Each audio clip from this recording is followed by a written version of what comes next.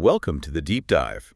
We are about to plunge into, well, a really fascinating journey, all thanks to this great collection of sources you sent over. That's right. We're going to unpack quite a rich tapestry covering history, culture, current events, a remarkable nation. Exactly. The materials you provided, they give us a really comprehensive look at the twin islands of Trinidad and Tobago. Okay. So our mission here in this deep dive is to go through that stack, pull out the absolute most important nuggets, Give us the shortcut. give you that shortcut to really understanding how this dynamic nation came to be and what key forces are shaping it right now. So think of this as your essential briefing, right? But conversational. We'll try and connect the dots. From the very first peoples way back to global energy markets, political shifts, that vibrant cultural life. What stands out most? What stands out and what does it matter? Ready to dive in. Let's start at the very beginning. What your sources reveal about the pre-colonial era is, well, it's quite striking. Human presence here goes back a very, very long time. How long are we talking? Archaeological evidence suggests settlement on Trinidad maybe as early as 6,000 years ago. Archaic era peoples possibly arriving around 6,000 BC, Wow. hunting things like seal and turtle, perhaps. 6,000 years ago. That's incredibly early. Mm-hmm.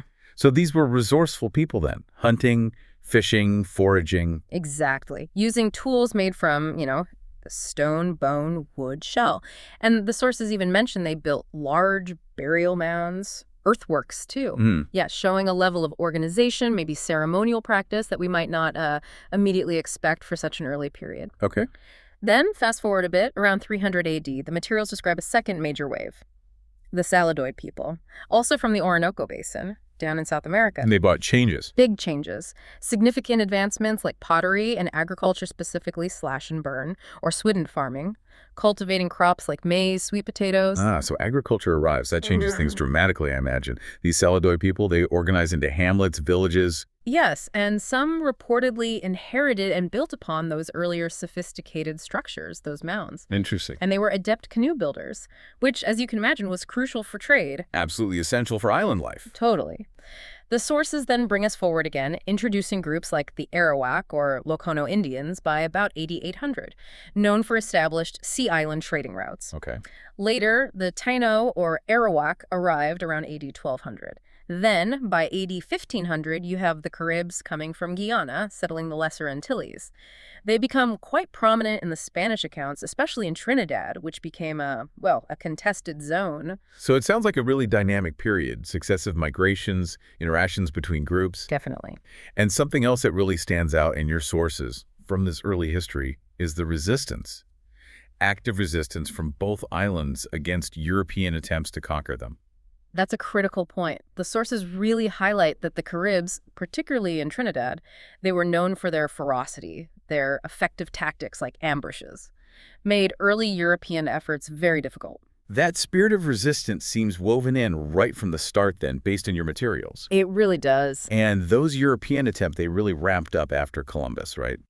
Christopher Columbus arrived on his third voyage, 1498. That's the date. According to your sources, he saw Trinidad, named it La Isla de la Trinidad, because of three peaks. 3 peaks of the southern mountain range, yeah. Reminded him of a cathedral, apparently. And Tobago, named after a tobacco pipe. Supposedly, yes. Spanish word for it. Also noted the number of snakes, the sources say. Huh. But it's interesting, though. Columbus claimed the islands for Spain, but your sources say the Spanish crown wasn't initially that focused on settling them. No, not really. The sources explain they were much more preoccupied with conquests in Central and South America. That's where the prospect of riches, gold and silver, seemed greater. So the claim was there on paper, but actually settling was slow and difficult. Very slow, very challenging. Your sources mention Spanish attempts in the late 1500s, 1570, 1580, that ended in disaster. And even a party of priests massacred by Caribs in 1611. Trinidad wasn't really significantly settled until 1565. Antonio de Berrio arrived then with gold seekers, some domesticated natives, slaves. A real mix. And even then, Spanish control in Trinidad only really solidified to control access to the Venezuelan galleon trade. That led to the first permanent settlement, San Jose de Oruna, 1569. But Tobago was different. Their grip on Tobago was much weaker, constantly challenged by native resistance, hurricanes, and increasingly English incursions. There was a formal Spanish settlement there in 1628, but control stayed precarious. And it wasn't just Spain trying to get a foothold, was it? Your sources mentioned the Dutch. That's right. Dutch merchants seizing opportunities in the late 16th century even briefly captured plantations, although a treaty later, 1609, acknowledged their trade rights, but said they wouldn't try to conquer Spanish islands. It really underscores how these islands were strategic points, didn't it? Yeah. Caught in the crossfire of European ambitions. Absolutely. Pawns in a larger game. And this contested era, it really paved the way for a massive economic transformation. The plantation economy. Sugar. Sugar. Your sources clearly state that sugar cultivation became a huge part of Trinidad's economy, right from the early days of European settlement. And the sheer scale of that. It needed labor. Yeah. Lots of labor. Immense amounts. The materials you shared explain that enslaved indigenous people, even some Europeans, were initially exploited, but their population just dwindled rapidly. Disease, harsh conditions. So that led directly to the large-scale importation of enslaved African individuals, particularly as sugar production expanded under the British later on. By 1821, the enslaved population in Trinidad made up the vast majority of people there. a staggering proportion. And the sources highlight that conditions for sugar in Trinidad were initially quite favorable. Good climate, fertile clay soil described as some of the best in the Windward Islands, plenty of undeveloped land. But they also point out a large number of disadvantages that cropped up. The financial picture got much worse in the early 1800s. Profits collapsed by the 1810s, leading many estates to abandon sugar entirely by the 1830s. And we absolutely have to talk about the human cost here. Your sources provide a truly grim picture of the transatlantic slave trade itself, Horrifying. describing the direct routes from West Africa, the goods exchanged for captives, the conditions on the ships, Yeah. maximum packing, the sources call it. Yeah. It's a stark, necessary reminder, isn't it? That this economic engine, it was built entirely on profound human suffering and exploitation. Unimaginable. That system, though, slavery, despite being so entrenched, it did face growing pressure. Right. Your sources mention a significant revolt on the plantations in 1837. That was a key factor pushing the British towards finally ending slavery in their colonies. Emancipation was officially proclaimed for Trinidad and Tobago on August 1st, 1834. August 1st, 1834. But the sources make it really clear this wasn't instant freedom, was it? Not at all. They described this apprenticeship scheme that followed. Right. Which essentially tied former slaves back to the plantations until 1840 or 1844, depending on their type of work. So not really free. They were supposed to get a small wage, but your sources say they often received only a fraction and were forced to work extra unpaid hours. It was basically an attempt to keep the plantation system going just, by other means. Trying to salvage it. And this period, it created labor shortages for the planters, which, as your sources detail, led to another pivotal historical event, the introduction of indentured labor. From Asia. From Asia, yes. It began with over 1,000 East Indians from Calcutta in 1845. And this system lasted nearly a century, brought around 470,000 Indians to the wider Caribbean, including Trinidad. 470,000. That dramatically reshaped the demographics, didn't it? Mm-hmm. Created that incredibly diverse population we see today. Absolutely transformed it. Your sources do highlight that while the indentured Indians were often better paid than their African predecessors, and they came under contract. But the system is described unequivocally in your sources, not as a simple replacement of slavery, but as another form of coercive exploitation. Right. Different system, same goal of cheap labor. Pretty much. Yeah. And post-emancipation society, it was marked by just monumental changes, not just the new immigration, but also economic tension, falling sugar prices, and evolving political dynamics. Complex picture. Very complex. Your sources paint this picture of cultural integration happening alongside widespread discrimination. They note genuine connections, shared food traditions, even intermarriage across ethnic lines, especially between Afro-Caribbean and Indo-Caribbean peoples. But also discrimination. Yes, discrimination was commonplace. And there was even this alarming talk among some intellectuals, the sources mention, of an Indian question, questioning the loyalty, the worth of the Indian immigrants. Wow. So it sounds like a society really grappling with its identity, different groups integrating, creating something new, but also navigating these huge tensions and discrimination, partly fueled by the colonial state, maybe. That seems a fair reading of the sources, yes. Playing groups against each other. And the economy kept changing, too. Sugar was declining. And something entirely new was on the horizon for Trinidad specifically. Oil. Oil. Now, your sources say it was actually discovered quite early, 1866. That's right, 1866. But it didn't become the dominant force until after World War II. Okay. Before that, agriculture, cacao, coffee, cotton, coconuts was still the foundation, even as sugar exports were fading. But the post-WWII era, that was the big shift. Dramatic, rapid. Your sources describe oil as the steamroller that just moved economic activity away from those traditional areas. By the mid-1970s, Trinidad had transformed, really in just over a generation, into a primarily oil-based economy. Just a generation. That's incredibly fast. Your sources point to the oil price hikes in 73 and 79 as huge triggers. Massive triggers, yes. Suddenly, this nation, described back then as the smallest and most underdeveloped in the Caribbean basin, was propelled into the position of a leading industrial nation, became the second richest country in the Caribbean. The oil wealth provided abundant hard currency. The need was met. Incredible transformation. And this huge economic shift, it happened alongside global upheaval, didn't it? Yeah. The world wars. Exactly. Your sources touch on the significant impact both world wars had. In World War I, the colonies were automatically committed to the British war effort, though initially recruitment was apparently reluctant in the West Indies. And the recruitment itself was complicated. Yeah, the sources note that Black West Indians and women weren't initially required for combat roles on land, and people of color faced major challenges becoming commissioned officers. While some contingents did eventually ship out, the local army focused more on defending British interests in Trinidad against potential German naval threats, building fortifications, patrolling the coast. It's described as a quiet war, really, marked more by fears of spies and treachery than direct conflict. Okay. But World War II brought even more radical changes. Much more.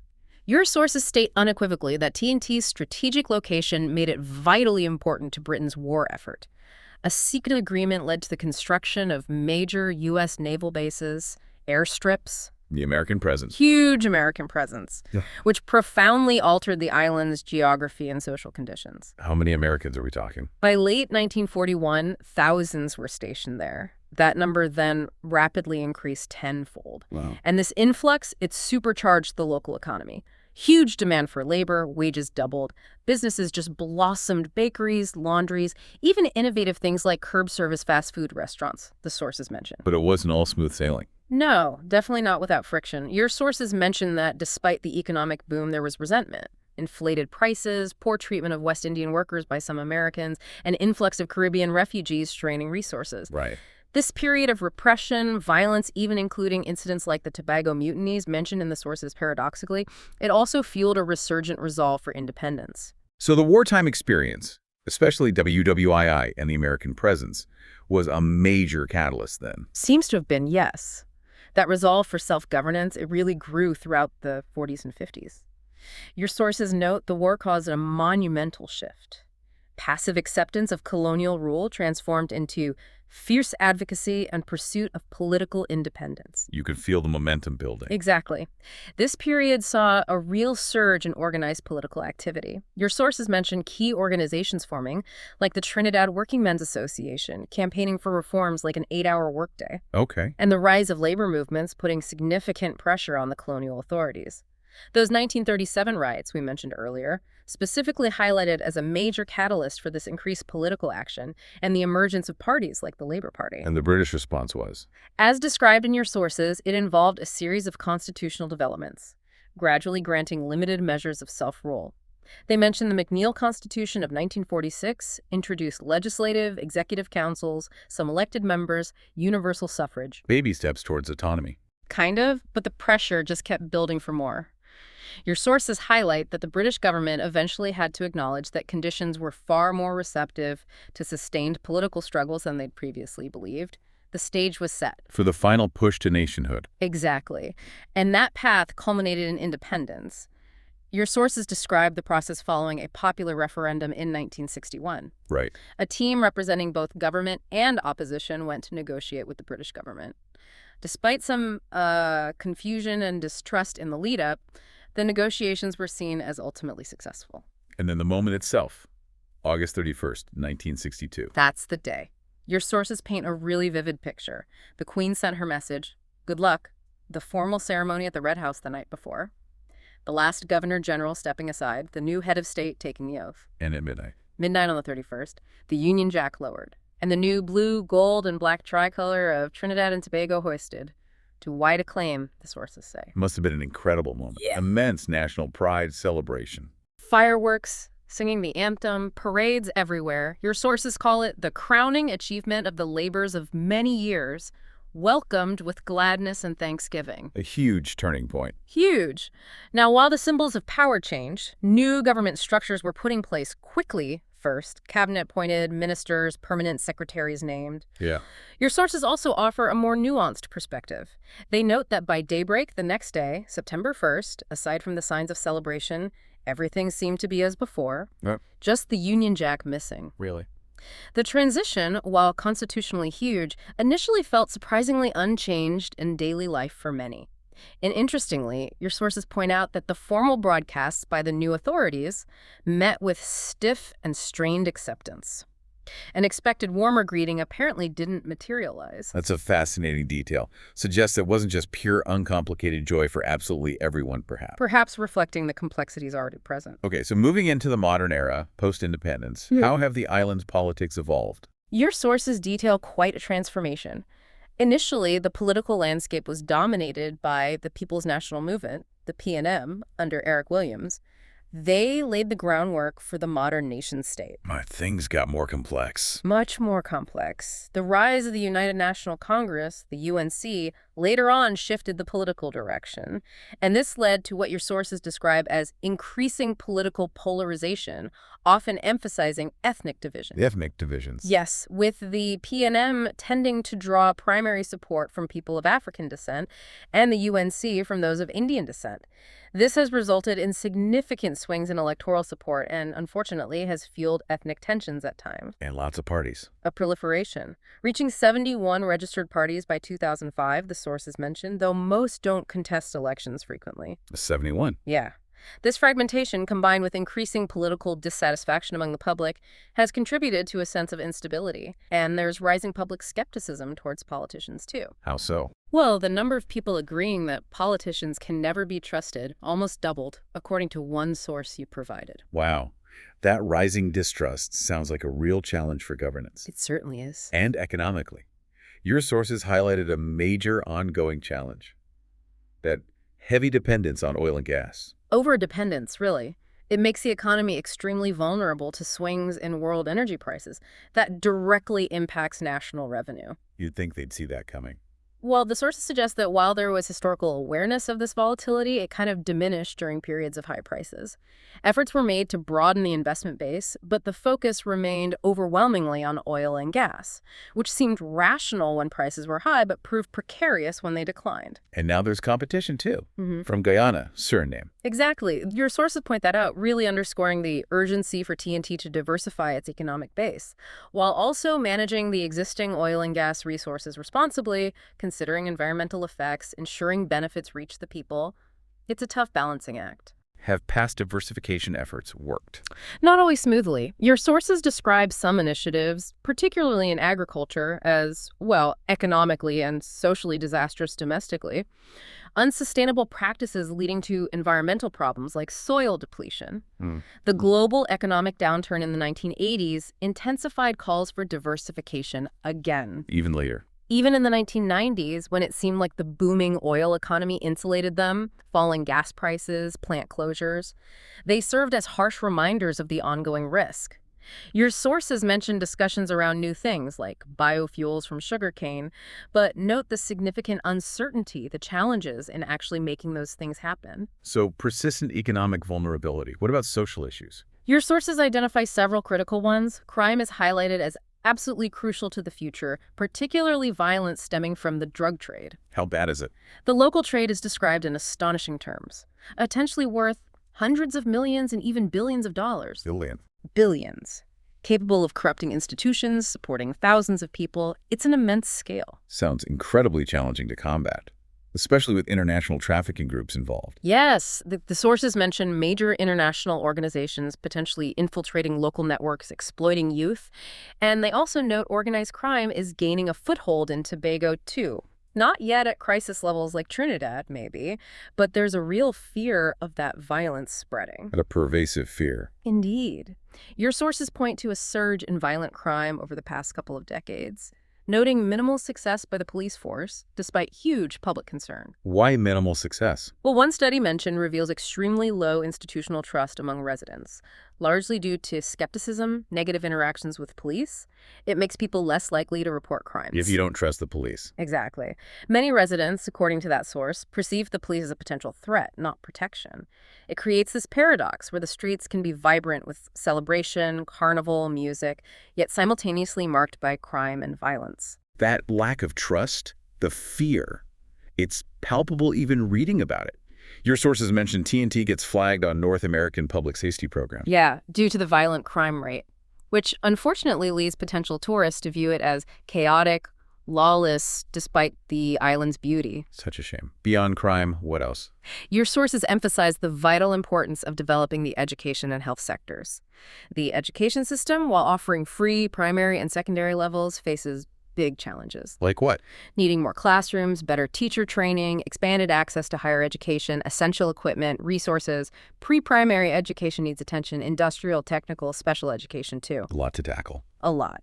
Your sources do express some hope, though. Potential breakthroughs in areas like HIV/AIDS education through increased cooperation. And they see educating out-of-school youth as absolutely central to creating a less violent environment. So it's all interconnected. Crime, education, opportunity. Fundamentally interconnected, yes. Addressing these social issues is vital for the nation's well-being, its future stability. Okay, let's shift gears a bit. The environment. Your sources highlight something really special here, don't they? Biodiversity. Incredibly high levels, yes. Even more pronounced here than on many other Caribbean islands, the sources say. Why is that? Attributed to geographic isolation, a unique geological history. It's resulted in a remarkable number of plant and animal species found nowhere else. Endemic species, many endangered. But this biodiversity is under threat. Under significant threat, as your sources make clear. While the islands were relatively undeveloped until the late 1980s, the discovery of oil and then the expansion of development, agriculture, industry, urbanization, tourism. It all takes a toll. Exactly. Led to extensive loss of crucial habitats, forests, wetlands. This compromises species survival, but also essential ecosystem functions like flood protection, water filtration. And the deep sea. Your sources mentioned something there too. Yes, the unique deep-sea ecosystem around the islands. Noting the geological connection to the mainland, the presence of natural hydrocarbon seeps. There's concern that conservation efforts in these globally significant deep-sea areas, they just haven't kept pace with over a century of oil and gas extraction, which has happened without adequate assessment of these deep-sea habitats. Neglected, in a way. Seems so. And like many small island states, TNT is highly vulnerable to climate change impacts. And right, sea level rise. Sea level rise, increased storm intensity, more frequent flooding, droughts. Your sources detail these intensifying adverse effects. And they're compounded by human activities, coastal reclamation, pollution, threatening valuable coastal ecosystems like wetlands, severe consequences for fisheries, coastal communities. Even though Tobago is considered slightly less vulnerable than Trinidad, the sources say? Slightly less, yes, but still very much at risk. Okay, to round out our picture, let's look at TNT's place in the world. International relations. Your sources describe it as a key player in the Caribbean. A main player, yes, particularly highlighting its leadership role in establishing the Caribbean Community CARICOM back in 1973. And the idea behind CARICOM was ambitious, according to your sources, to create a large, strong regional market. Attract industry, boost purchasing power. Did it work? Mixed results. Some initiatives, like the Caribbean Court of Justice regional companies, they've been successful. But others, like free movement of labor, faced significant hurdles. Intra-regional tourism didn't increase substantially either, which your sources say disillusioned some citizens. Interest in the whole movement reportedly faded a bit in the 90s. But then TNT tried some new foreign policy directions. Bold new directions in the mid-90s, yes. Deliberately expanding relations beyond the traditional sphere. Like where? Reaching out significantly to Latin America, Asia, particularly China and India. Establishing diplomatic relations, fostering cooperation, even getting assistance from China for infrastructure projects. Interesting. They also revived ties with the African Union, established relations in the Middle East, like Iran. Expanding their reach. Definitely. And engaged in wider global efforts, too, assisting the UN Caribbean Bureau, even secured a limited non-permanent membership on the UN Security Council for a time. But not everything was smooth. No, your sources note that some of these initiatives, towards Canada and the US, for instance, weren't universally well received back home or regionally. And disagreements within CARICOM itself, like over holding a particular regional summit, led to debate about the bloc's overall viability. Always complex international relations. Oh, wait. Wow. Yep. Okay, that was quite the deep dive. An incredible journey through the history, the complexities of Trinidad and Tobago, pulling so much rich detail from the sources you provided. It's all a lot to cover. It really is. We went from the very first inhabitants, millennia ago, through all those waves of colonization, Spanish, Dutch, French, English. The profound brutality of slavery. Transformative impact of emancipation, yet complicated. Complicated. The shift from sugar to oil wealth, navigating 2 world wars, finally achieving independence. And seeing how all those waves of arrival, Amerindians, Europeans, enslaved Africans, indentured East Indians, Chinese, others didn't just create that unique melting pot described in your sources, but also brought significant challenges. The sources really highlight the ongoing issues of discrimination, tension, that paradox of unity and diversity they talk about, which seems to persist today. And then we got into the modern reality. The political landscape shaped by that ethnic dynamic we discussed. The economic vulnerability from oil dependence. Critical social issues like crime, the need for educational development, environmental concerns, biodiversity loss, climate change. Your sources truly lay bare so many intricate layers of this nation. It's a multifaceted picture. It really is. So as you, our listener, reflect on everything we've covered today, this long, diverse history, the challenges, the resilience, the push and pull of different forces. Consider this final thought drawn from your sources. Yep. They mentioned looking back after about 27 years of independence. This phrase stuck out. Exiled peoples continue to face apocalyptic futures bereft of the hope of belonging. Bereft of the hope of belonging. Now, while those same sources also highlight the vibrant culture, the integration that has occurred, that powerful phrase, it points to something deeper, doesn't it? Perhaps an unresolved aspect of the national identity journey. So what does that idea, exiled peoples, still grappling with the hope of belonging? What does that suggest about the ongoing process of nation building, of identity formation in Trinidad and Tobago today? It's definitely a thought worth mulling over.